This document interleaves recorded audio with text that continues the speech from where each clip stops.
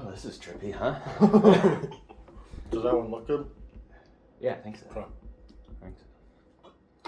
All right. So what are we talking about today? All right, so today, big hot topic is inflation. Yeah. So I read an article was it a couple of days ago? I don't know. It said it was 6.8% inflation year over year, November to November. Freaking crazy. That's not real. Yeah. Okay. It's fake news. It's fake news? All right. I can't think of anything that's higher price right now. I know, it's fucking nuts. I mean, like, even, like, so, okay, obviously gas and all those things, whatever, but, like, grocery products, you know, like, you go to the grocery store and, like, people blame it on different things, though. Like, they'll blame it on supply chain, right? Do you think that's why? Like, do you think that's why it's high inflation? I mean, I think some of it, think of everything comes down to supply and demand, you know. It's simple economics, right? Economics 101. Yep. Supply and demand, right? Yep. But took it. I mean, still, I think the reason it's so bad is the combination of both. Is the combination of supply chain issues caused by COVID, and then the combination of trillions of dollars of printing of money, and nothing backing it. But okay, so I don't even get the whole supply chain thing. Like, I think it's just fucking bullshit. Like, honestly, I really do. Like, okay, so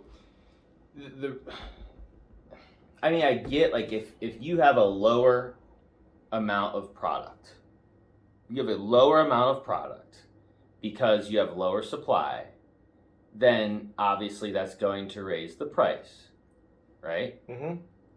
But if that's the case, wouldn't your competitor wouldn't that encourage competition then? Because if you only have so much product, like, why wouldn't your competitor just, like, you know, okay, well, I'm gonna, like, no one's running out. Like, the prices just went up. You know what I mean? Like, I feel like the natural economic world, I get, like, in an isolated environment, yes, there's less product, so the price goes up. Supply and demand. I get that. But we're not in an isolated environment. There's alternative products, there's competitive products. Yeah, but if they're all having the same issue of not being able to get materials or whatever they need, I don't know. That's right. I'm just playing devil's advocate. But if something's coming from China or wherever, I get that. But what about the competitive products in the U.S.? You're made and built in the U.S. Why do those go up? Just because they can? Well, profit? And some of it, I think, is just workforce, Lack of work, so they just can't make products. Yes. Yeah, I see that. They don't have the people to run the assembly line. Like, I know some people that have, like, corporate finance jobs that are, like, high up, and they've had to go work on the assembly line for a couple days. They all, like, rotate because they don't have the people there to work the assembly line. No shit. The $15 to $20 an hour job. Just so they're paying someone like $200,000 a year. 90, yeah. Whatever. $90,000 a year. So a highly paid, highly skilled individual that could be, you know, working on high value tasks. And they still have to do that.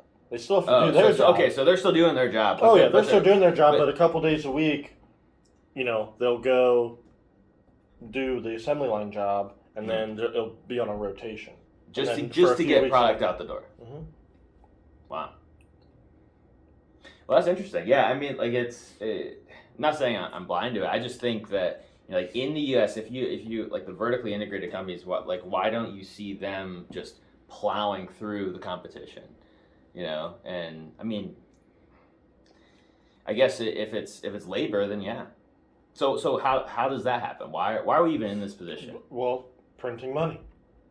Because people just don't want to work because they get the stimmies and they don't want to work. Because, like, think about that too. Like, that's what I don't understand is we went from, you know, pre-COVID, right? The workforce was fine. Everyone was working. You know, we're good for the most part. I mean, there was no, that depends. The media says completely different. You know, employment was kind of high when Trump was in, or unemployment was kind of high when Trump was in office and, like, before COVID, and but I disagree.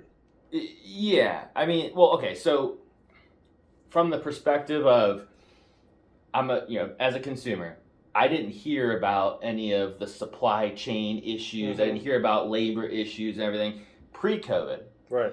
Effectively, in my opinion, like you've got, I mean, I get COVID's still here, but we've broken past like the real like negative pieces of it. You know what I mean?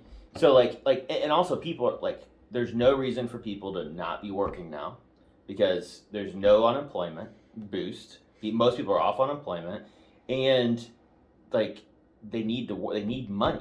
So why aren't they working just like they were before COVID? So well, that's why what I is it really don't understand. I really don't understand how some people are making it. Like, yeah, I believe one of my tenants, like, she hasn't worked in a long time, and she still pays rent. I'm not sure how she's doing it. I know she was getting some stimulus, and she has multiple kids. She's a single mother, so like, I'm not sure what all you can qualify or get or not.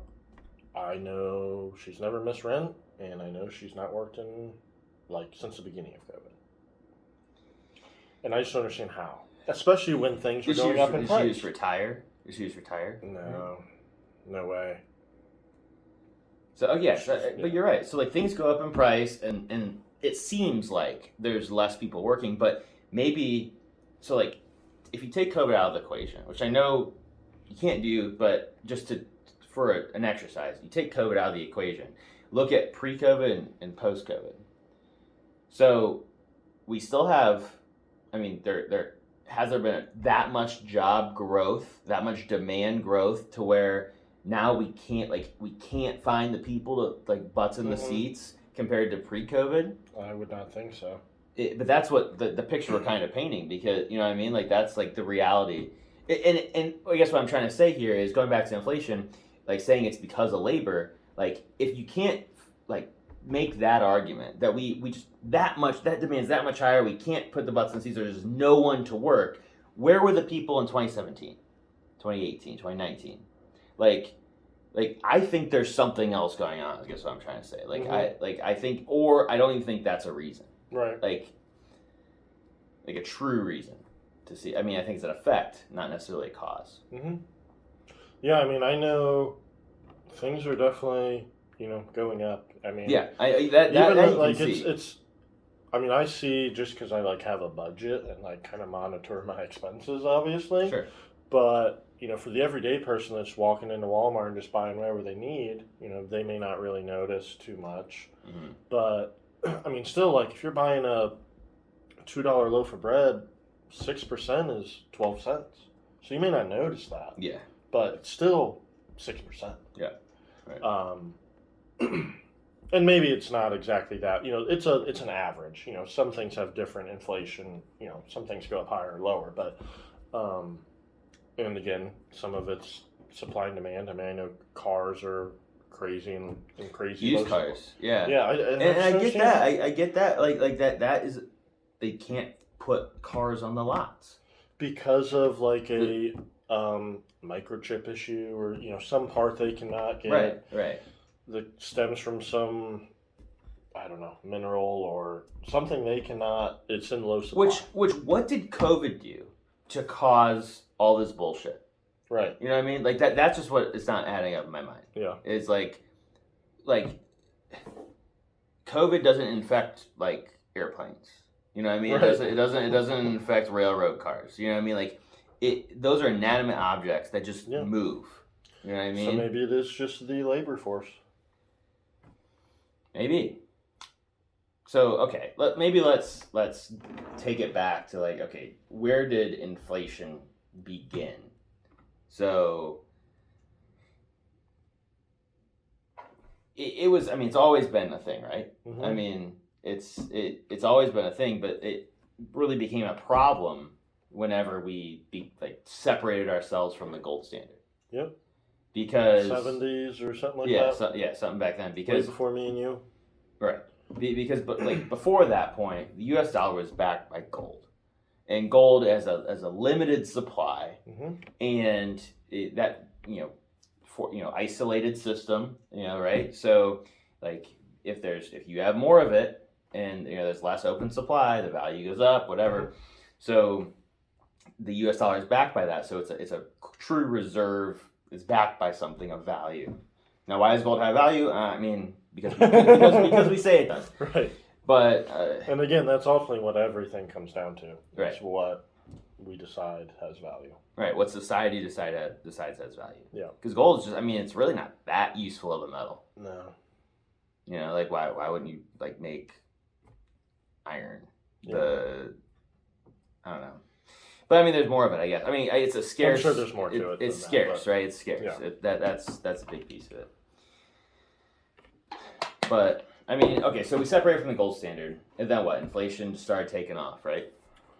I know like the 80s was bad for inflation stuff, but I'm definitely not a history buff. I don't know as much about that, but basically and especially with the U.S. dollar being like the world's currency, the issue is there's no repercussion for the government to just make more money, and really it's a benefit for them because it's a tax. Really, inflation is basically a tax. Yeah, it's a tax on poor people. Well, yeah, everyone. Anyone, right. Yeah, really everyone, yeah. But yeah, so there's no repercussion. The people that are doing it are reaping the benefits. And if you are not doing things to beat inflation, you're losing money. And people don't understand that because they think, I'm not actually losing money. There's not money coming out of my account. But you can buy less and less. Your dollar buys less things. It's purchasing power. Yep. Your dollar is less purchasing power. So you need more dollars to purchase the same thing you did before. So it's not thinking of the world in terms of real dollars versus nominal dollars. So you've got your real dollars. So like what could you buy in 2018 versus what you can buy in 2021 with that same amount of money versus I had more money, so I'm richer, right? Like that's not the case necessarily. Like you might be able to buy less with 10 grand in 2021 than you could in 2018, which is very true. Last month it was 6.8%. Year to date inflation. Like that's insane. Yep.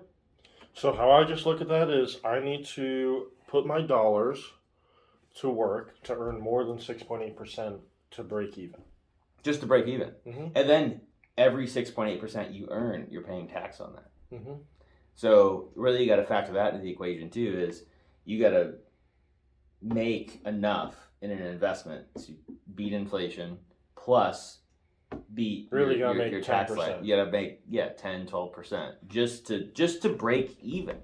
Just to keep your purchasing power from year to year. Yep. How fucked? Yeah. And that's why I hate it's tough. I go back and forth. I hate having a lot of cash, but at the same time, with all the dumb shit going on, I want to keep some cash in case. Because I don't know what the hell's going to go on. I might have to burn the shit just to stay warm. So I go back and forth on that all the time. But for the most part, I keep not a whole lot of cash. Yeah. I stay very liquid though. Like I put a lot of cash in liquid investments to where if I need to sell, I'm on my phone and I can have it in a day or two. Right. Or instantly. But to where that investment is earning more than the 6.8, or really it's a lot more than that. But the average Joe that's working their 9 to 5, making a decent living, they are silently and slowly getting killed. Right. Financially. If they have no investments, if your 401k also doesn't really count. No, because you're getting fees taken out of it. Yeah, well, that's the 401ks. That's a whole other subject. Well, they make the managers. Think about what it was before. It was a pension. It used to be a pension, and the companies paid people's retirements. And then, and whenever it was, they had this bright idea that people live longer now. We can't keep up with inflation in these investments, so we're gonna go broke. So how about we just make them deal with it and market it as this like really cool thing Yep. that everyone can do. And really, they cut their costs by a bunch because they'll give you a match or some sort. But Well, the match is really just the company's kickback to use that brokerage. right, Like they pay you because the they're bringing match. them hundreds of millions of dollars, right. Billions of dollars. Yeah. Yep. So it was funny. Where I work, just at the end of the year, they just made a new rule about the 401k. So like, when you get hired on, you're supposed to set up your 401k or whatever. And we have a pension still too, but it's just way smaller. Sure. And they made this new rule, and it kind of goes back to that kickback thing. This is what I think is. If you don't set up your 401k when you get hired on, they will automatically put you in the highest amount. They'll automatically say your paycheck is automatically going to give the most amount to this 401k. And they say it, it's the best for you. You're putting the most you can in your 401k. It's not. It's not like, oh, God. Yeah.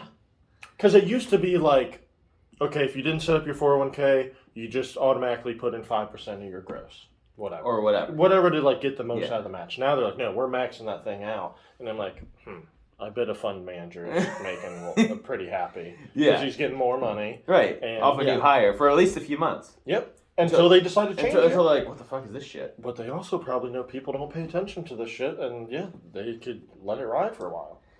But.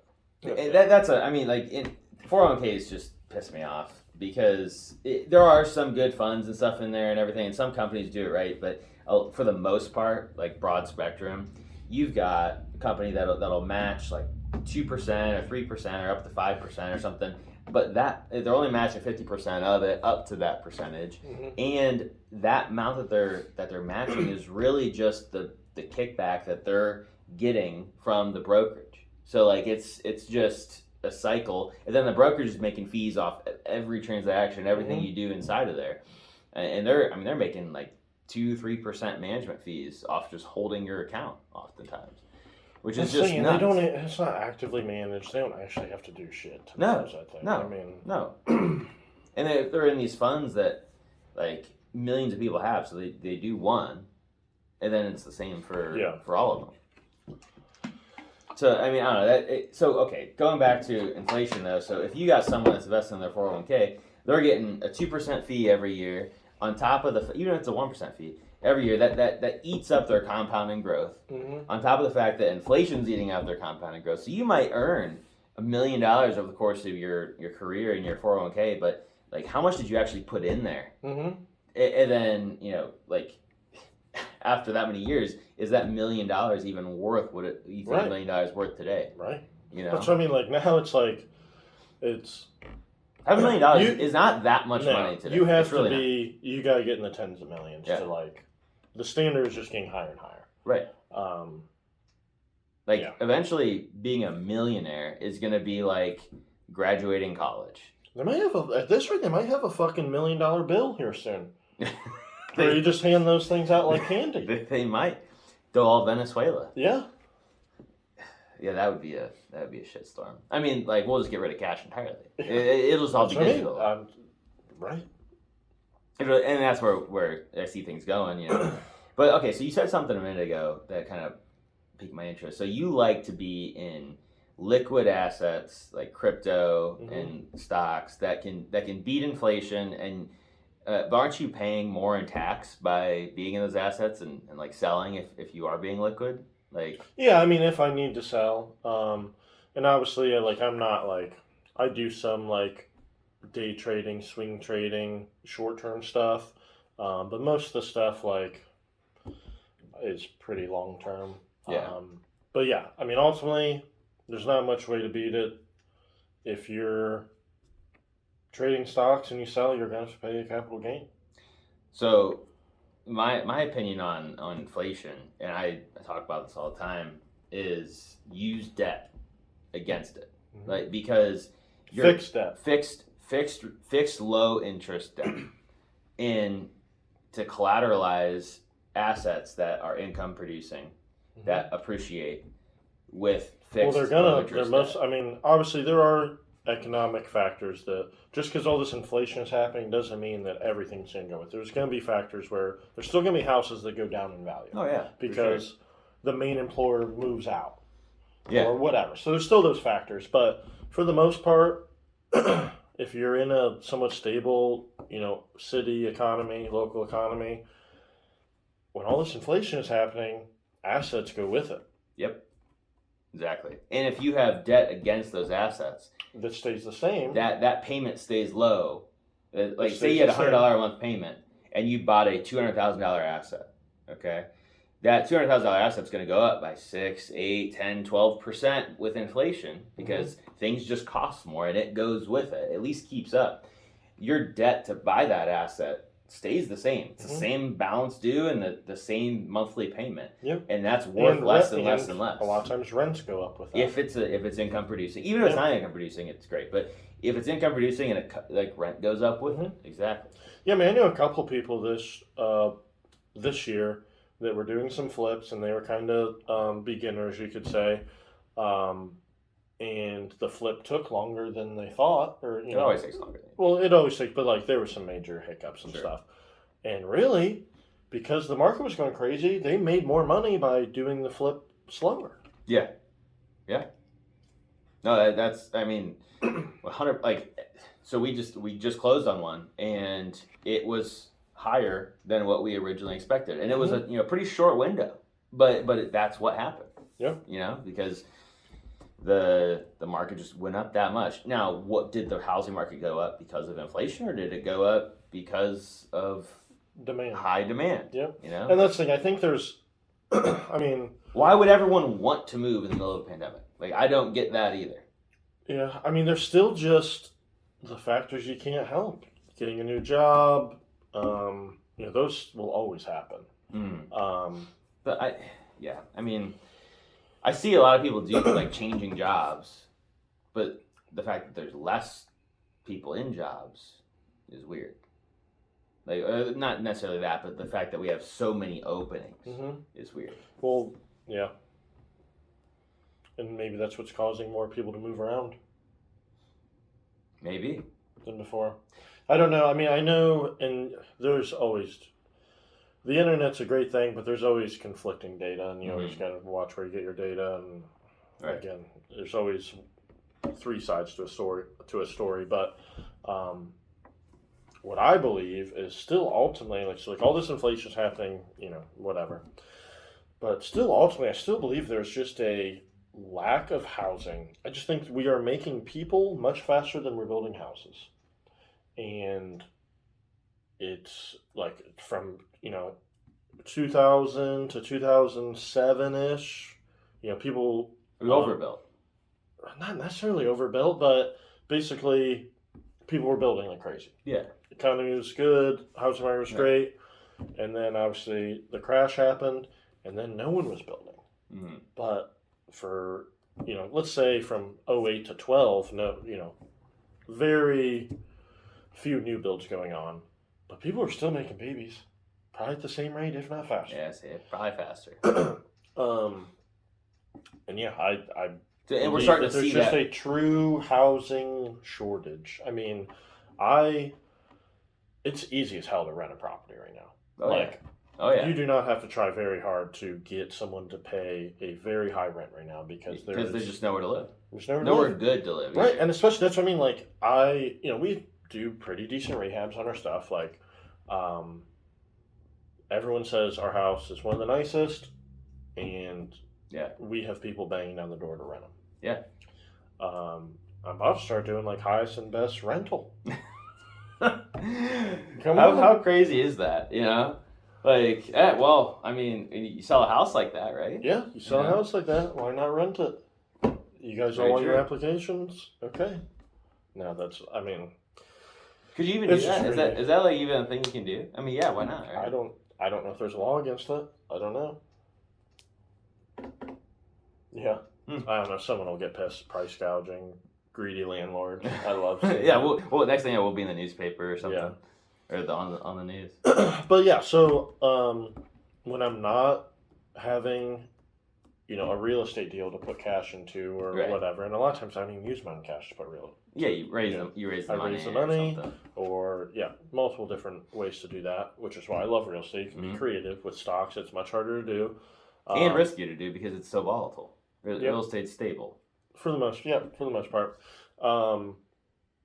Where's I got that? Oh, so basically, main thing is that's the way to beat inflation. But also, my thing is just instead of sitting on my cash and waiting for a real estate deal or whatever, I'm putting it in crypto and stocks and beating the 6.8%. Yeah. I mean, I think if anyone who's watching this, like, to take away, I think, like, what I got out of this conversation is, like, the best things we can do, like, so I was talking about collateralizing income-producing, appreciating assets with fixed debt, low interest rate debt, and then Kyle was talking about how if you can put it into a highly appreciating asset that's liquid, that allows you the flexibility to take action on when a deal comes your way or whatever, if you need to sell to get out quickly, or to keep yourself warm if you're just, need to burn some tendies. But like, that's really, both of those strategies complement each other really, really well. And I think those two, like, those are like the best ways to beat, or at least either take advantage of and or beat this high inflationary environment. Because, but I mean, the big thing is like you said, the fixed debt on a piece of real estate is, I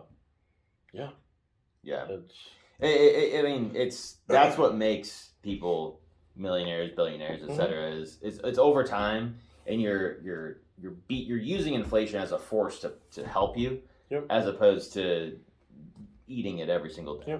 And you need a place to put your cash. I mean, like, for the longest time when I first started real estate, I'm like, all right, I'm gonna get 20 rentals, single family houses, paying them off as soon as possible, and I'm free. I'm free forever. Right. And now I've just changed the way I do things. Now I use real estate as like a business. It's like a cash generator for wholesaling, flipping, stuff like that. And now it's like, I just need a place to put cash.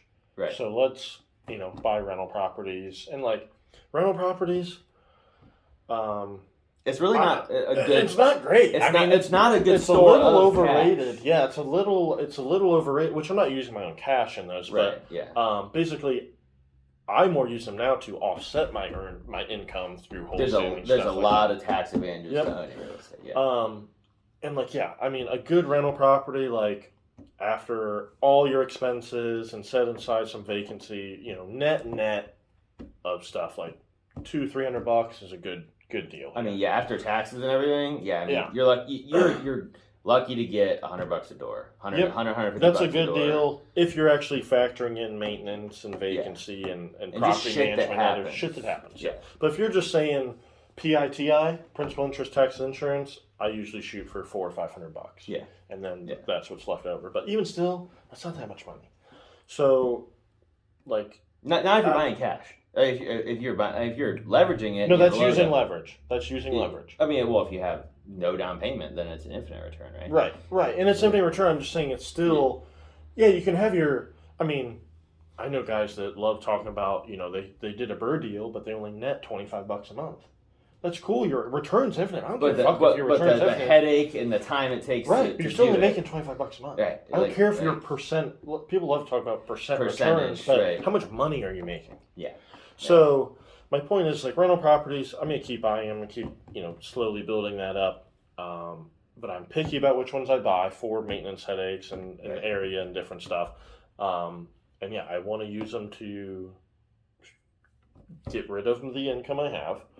And in the long, that's just the long game of real estate. I'm only making $200 a door right now, but in 30, 40 years, either it's paid off, or in 10, 15 years, if rates are low again, I'll refi again and just pull out cash and redeploy. And then I still have the same asset. Put the cash into crypto. But whatever's rolling, whatever's working them.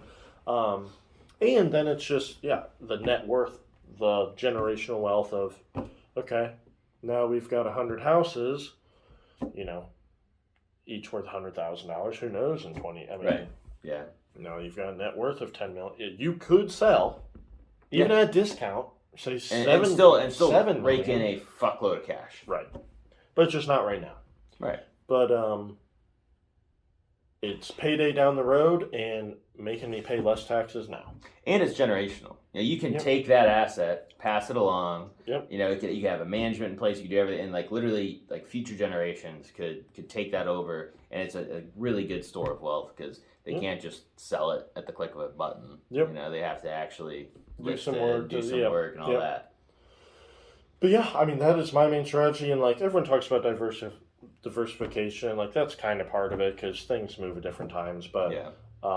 For the most part, I just don't like sitting on cash. Yeah. Like I mean, it's have reserves. You gotta have enough reserves to cover your it basic just depends how expenses risky and- you want to be. I mean, I keep a certain number in my bank account, but everything else, it's like,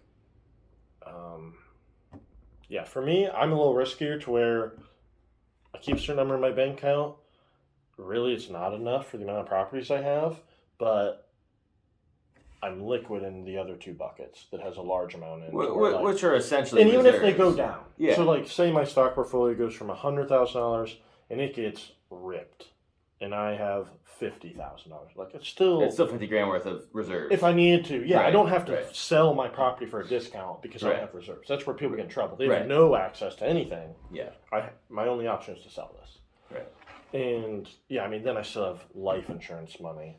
Yeah. That I can borrow against if I needed to. Like there's all sorts of different I've got a policy too, which that's a whole nother conversation, but that's actually really, really cool. You can take a policy that you've got, like a whole life policy, and it has a insurance component to it, and it's got a cash value component to it. And that cash value grows at 6 to 8 to 10 whatever percentage per year. Pretty steady because they don't just buy the S&P. They buy the S&P, but then they also buy options against it. So if it does take a dip, then they make money. So it's a pretty flat return, pretty much every year. And then you can borrow against it. And when I say borrow against it, you're not pulling it out.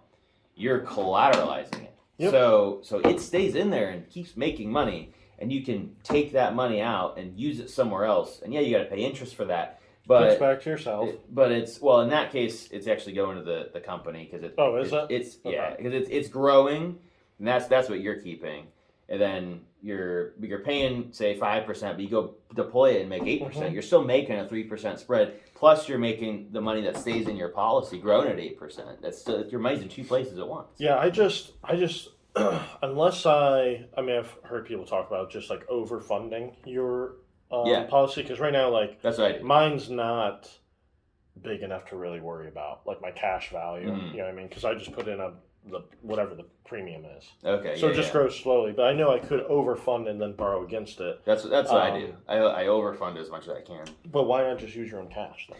Because you can keep your cash in two places. So your cash basically you're double using your own cash. So my cash stays in there, growing at 8%.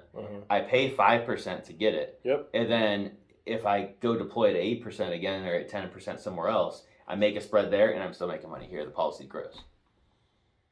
And and obviously I have to pay that back for it to, and then also the loan isn't like a traditional loan.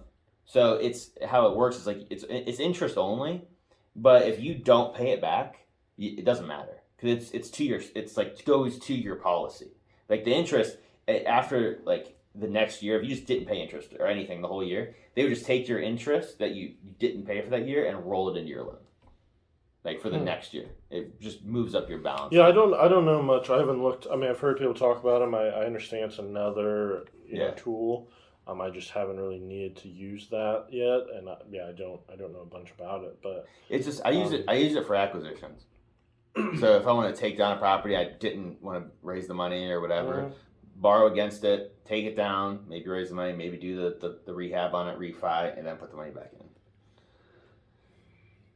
Gotcha. That's mainly what we use it for, or just to take action on a deal. Because so the company I use, you can borrow against it, get the money. If you apply for it on Monday, you get the money Friday. So it's a pretty quick turnaround. That's not a bad turnaround. Yeah.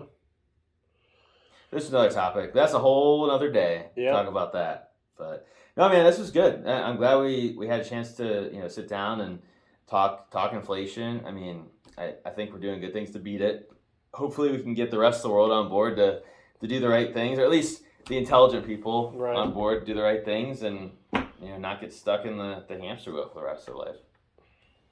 Yeah, I mean, the next 2 to 5 years, I think, will be interesting. It will be. On what it will be just very where the world interesting. goes, with all sorts of different things. But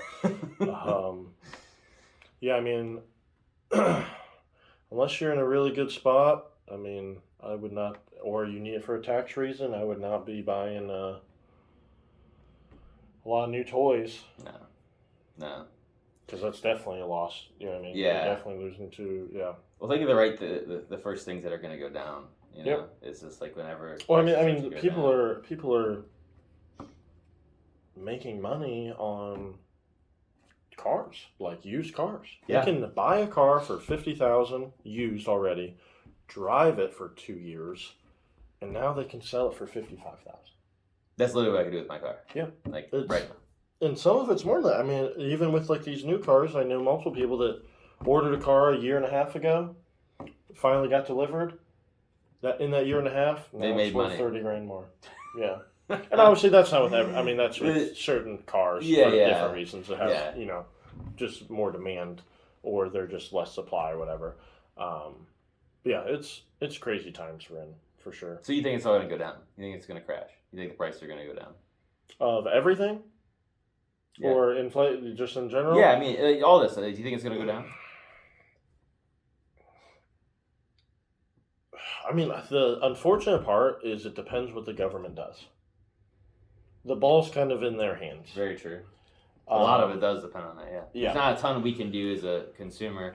To affect the big market. Yeah, Right. obviously you can control your own financial yeah, position, but to affect the whole market, there's nothing we can do. But at least not to the extent of which they can. That's the thing, and like everyone always criticizes, like, I follow multiple people that are big in crypto and just different sectors, and they'll say something on one post or podcast or whatever, and then in 6 months that didn't happen, and they get ripped apart. Yeah. Oh, you don't know what you're talking about. But no, things changed. Like, Yeah. you have to always be able to pivot. Yeah. Like, that's why that's why I don't really know. I can't answer that question because I really don't know. It depends on what. There's multiple factors. I just always have my head on a swivel, and I'm willing to adjust and just kind of be nimble on what's going on. No, that's a good way That's to think my about answer it. to it. No, that's a good way to think about I it. plan on winning either way. I'm serious. Yeah, I'm not trying to be mindset. arrogant. I'm just saying. I agree. If the market goes down, I've made those connections. I have private capital. I have my own capital. We have good banking relationships, which those can go away. As long as you keep building and keep if you're not growing, you're losing. So as long as you keep plowing in the right direction, no matter what happens, you should be good. Yeah, I mean, I Like don't think it's going to go down very soon. I think the next year or two will be still what we're seeing, but again, we could come out in 2 months. Who knows what could happen with I'm talking government-wise. Right. Because they can come out with all sorts of stuff in the media to cause panic, and then all you need is panic, and things start tanking. Things get... People start selling, people start freaking out. Kyle loses the ping pong. Yeah, we'll see about that. But, I would say my answer is just always be getting new information and then taking different actions based on information. Always keep your head on a swivel. I think if you're always just head down, all I'm doing is buying single-family houses forever. It doesn't matter. Like, you might run into some issues. You might run into some issues. You got to keep your head on a swivel. Basically, my I think the only thing I would add to what you said, because I totally agree with you. The only thing I would add to what you said was, with inflation, some of the things we've seen are a little bit more structural than just just products or whatever. Like you mentioned bread. Like, okay, the price of bread goes up, price of bread can go down. Like that's whatever, right? But whenever you see like wages go up, or like big items, or like things that like don't usually come back down. Mm-hmm. Like people don't want to make less money after they've already made. Has that ever happened? I don't know. I don't think minimum wage went down, up and then went down. Right. Yeah. I don't know. So like when you see things go up like that, like structural things of the economy, like my opinion is like whenever that happens, we're going to probably see those things stay. and continue on. Yeah. So will all things go back? I think there'll be some adjustments with maybe supply chain fixes itself, or people just decide it's not an issue anymore. I don't know. People just decide to go back to work. Like those things, I still have mental issues with because I don't understand it. But whenever that just poof, the magic dragon goes away, then like, are we going to have those same inflationary problems on all the products and consumers buy? Are used cars still going to? Probably not. But will wages still be high? Yeah. I mean, will the labor still cause inflationary pressure? Probably. There's just so many variables. Yeah, I mean, and like I said, I mean, it depends on what the government does. I mean, unfortunately, I'm not super political. I mean, I'm the most political I've ever been. I still don't really give a shit because there's not much, I can do. You can't do anything about it. I'm doing what I can do to keep my little circle, family, friends happy and make sure I'm succeeding. But unfortunately, the government has a lot of control over where the economy goes. Yeah. By deciding to raise interest rates or not, or print more money or not, or regulation. I mean, all sorts of stuff. I mean, unfortunately, that's the way it is. If you're a stock guy and all your investments are in oil and gas, and they come out with a no fracking thing, people get killed. Yeah. And there's people. This is not uncommon. Yeah. So that's why diversity amongst asset classes in general but comes in. I'm just saying they have the power to do that. Yeah. They could outlaw crypto tomorrow. Yeah. Like, I mean, I don't think the good thing about crypto is, I mean, they can outlaw it, but it's it decentralized. Can still be bought and sold. Yeah, right. You just got to figure out how to do it. But yeah, I mean, like, they outlawed gold for a while. That gold used to be illegal to own in the United States. You know I didn't know that. Yeah, like I forget what year it was. There was a certain period of time where you could not own gold. This thing, ultimately, they're all trying to make money. Oh yeah, the politicians. I don't care if you're red, blue. I don't care left, right. They're all trying to make money. Yep. Well, everyone is. Yeah, I mean, alcohol used to be outlawed, right? Yeah. Prohibition. Yeah, let's tax the fuck out of it. Yeah. Bring your own back. Alcohol should be outlawed. It's poison. It's just poison that give you a little I think French fries and fucking grease and all that bullshit, like, it should be outlawed for people who can't make decisions like young kids. It would be so bad for the government and the economy to outlaw McDonald's burgers because McDonald's is a huge employer. They pay a lot of taxes. It's just a huge part to the economy. I mean, there's just multiple and. Who knows but human health, but like, oh my God, health, that's what they have to say in the news, but then behind the doors, they're, But, I mean, when will you ever see on the news? When will you ever see on the news, oh, McDonald's causes cancer?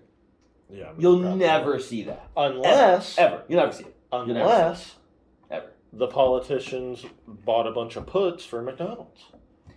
Maybe, but the thing is, it's like that just won't happen. Because McDonald's owns and they just want everyone. I'm not digging on McDonald's. It's a lot of big companies. McDonald's, I mean, it's a great American company, whatever. They want everyone to be fat and happy and powerless. They just want to sell their product. They just want to sell their product, but every company has a product, and if their product doesn't stand for good the food industry in America is that's a whole nother podcast. Yeah. That's just... Let's wrap this up. we get off topic, but no, I mean, I think this is good, man. I appreciate you sitting down, taking the time, like always, but this is good. Yeah. All right. On to the next one. Sweet!